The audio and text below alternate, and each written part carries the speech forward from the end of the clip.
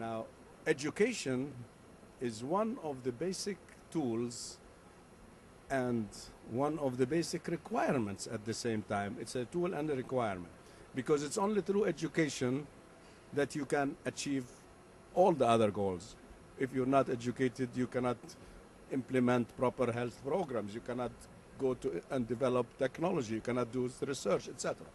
So education is a tool, but education itself is an objective. And when I think of education, I don't think of the school, I don't think of the books, I don't think of the teacher. I think of the process of making yourself a better person. And that includes not only knowing more biology and more history and more mathematics, knowing more culture, knowing more human elements and feelings. So it is for me, education is the word that encompasses all what we need to do constantly in order to improve ourselves as human beings. So that's, you can talk about that. That's why I said we are going to divide every aspect of the Millennium Goals into subdivisions. You talk about ICT in education. You talk about language. You talk about research and development in education, etc. So there are lots of items, but everything in education is intended to make me and you a better human being.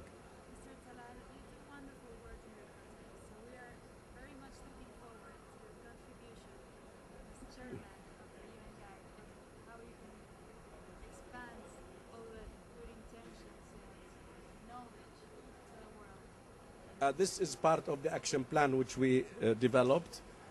And for example, and I am very much encouraged by your question. For example, we developed a new concept, which is a new method, and we invented as a firm, my firm. And we are exposing it as an experiment for all the world. It's called the Talal Abu-Ghazaleh Knowledge Center. What is the Knowledge Center? It's a combination of an internet, cafe, business center, classroom, library, Kinko's, the system of Kinko's bookshop. All what a student or a learner, because I'm a learner, I am a student. And I take pride in saying that I am learning every day. And if there is a day that passes and I don't learn, it's a lost day. So every human being can improve his skills in this center. And we run it for free. It's free for students, for anybody who is a student. So he gets a pass, he can enter to this place, he can use the internet free, he can go on the internet to all the libraries of the world, digital libraries of the world. He can use what he needs in photocopying and all the services a human being needs in one place. So now we have a problem because practically every student, we started in Amman in Jordan. Every student in every university of Amman wants to come to that center. And we're very happy, but I mean, we receive 1,000 students every day in this center. That is, of course, a small number because it's a small country. I'm talking about country which the whole country is the size of Monterrey, half the size of Monterrey. So that's a small test ground. But we are going to have several centers like this. Now that's a project which we are giving to the world, and we are giving it as a methodology. We are developing, and I recommend that you do in Mexico, we're developing a content Wikipedia in the local language. If I want to go to the Wikipedia for Spanish or Mexican content, it's an exhausting job. And it's probably not very useful because you can get the good and the bad. What we developed is an educational Wikipedia in which you cannot add except content that is useful. I will not put, I don't want a free Wikipedia. You can go to the free Wikipedia. I don't want somebody to say that he hates me or he loves me, because that's not useful. Or to make any statement that he wishes. So it will be in Arabic language only, addressed for the Arabs, and similarly we should have something like this in every language. I'm a great believer in keeping the languages. I don't believe that the world should have one universal language. It is destructive to culture, it's destructive to instinct, and it is destructive to the great quality of interaction of languages. So I would like to see every language in the world develop its content internet-based pedia. That's why we're calling it Talal Abu-Ghazaleh pedia, not Wikipedia. And it's a special kind of Wikipedia. It's not the Wikipedia that you know. It's monitored and centered and only includes data which we approve. So that if you want to go to it, you go to useful thing. You don't go to some nonsense and then somebody likes and he says dislikes. No, you have something useful on any subject, send it, it will be there. So that's another program, and then we have many other programs that we're doing refurbishing.